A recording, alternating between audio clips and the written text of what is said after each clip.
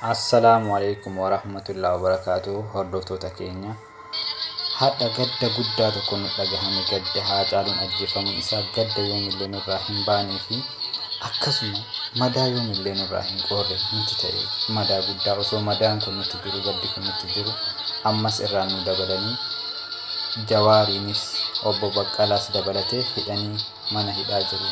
Eessatti akka hidhamanis hin beekamu. Akkasuma hojjettoota OMNs hidhaniitiin eessa akka affanan hin beekamu. Oromoo ummanni kun nama fixuuf ka'e. Ummanni nafxanyaan kun nama fixuuf ka'aa jira. Jajjabaachuu qabna.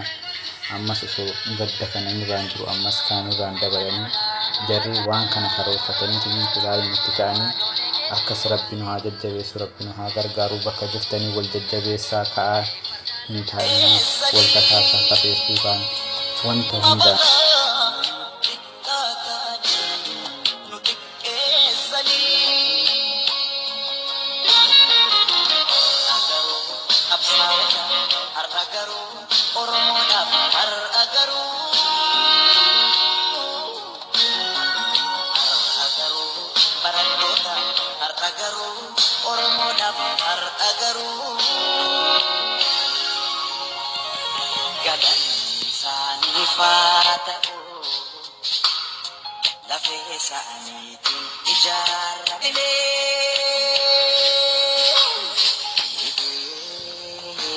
Assalamualaikum warahmatullahi wabarakatuh. Hordoftoota keenya hadda gadda guddaa tokko nu dhagahame gadda haa caaluun ajjeefamuun isaa gadda yoomillee nurraa hin baanee fi akkasuma madaa yoomillee nurraa hin qoorre nuti ta'e madaa guddaa osoo madaan kun nutti jiru gaddi kun nutti jiru ammas irraan nu dabalanii Jawaariinis obbo Baqqalaas dabalatee hidhanii mana hidhaa jiru. Eessatti akka hidhamanis hin beekamu. Akkasuma hojjettoota OMNs hidhaniitiin eessa akka affanan hin beekamu. Oromoo ummanni kun nama fixuuf ka'e. Ummanni nafxanyaan kun nama fixuuf ka'aa jira. Jajjabaachuu qabna. Ammas osoo gadda kana nurraan jiru ammas kaanurraan dabalanii jarri waan kana karoorfataniitiin ilaaluun itti ka'anii akkas Rabbi nu haa jajjabeessu, Rabbi nu haa gargaaru. Bakka jirtanii wal jajjabeessaa ka'aa hin taa'inaa wal kakaasaa kafeessuudhaan wanta hundaan.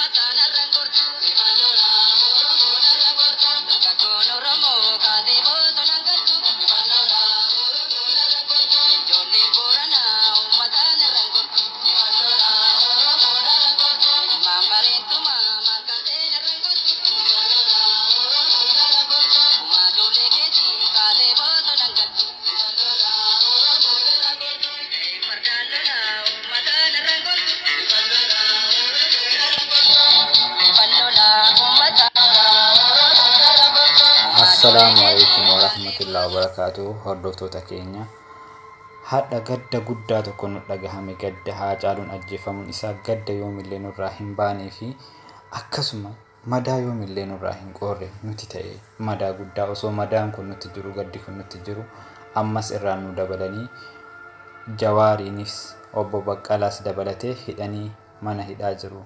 Eessatti akka hidhamanis hin beekamu. Akkasuma hojjettoota OMNs hidhaniitiin eessa akka affanan hin beekamu. Oromoo ummanni kun nama fixuuf ka'e. Ummanni nafxanyaan kun nama fixuuf ka'aa jira. Jajjabaachuu qabna. Ammas osoo gadda kana nurraan jiru ammas kaanurraan dabalanii jarri waan kana karoorfataniitiin ilaaluun itti ka'anii akkas Rabbi nu haa jajjabeessu, Rabbi nu haa gargaaru. Bakka jirtanii wal jajjabeessaa ka'aa hin taa'inaa wal kakaasaa kafeessuudhaan wanta hundaan.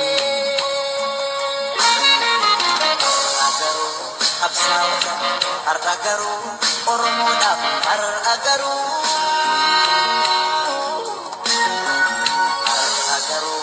barattoota aragaru Oromoodhaaf aragaru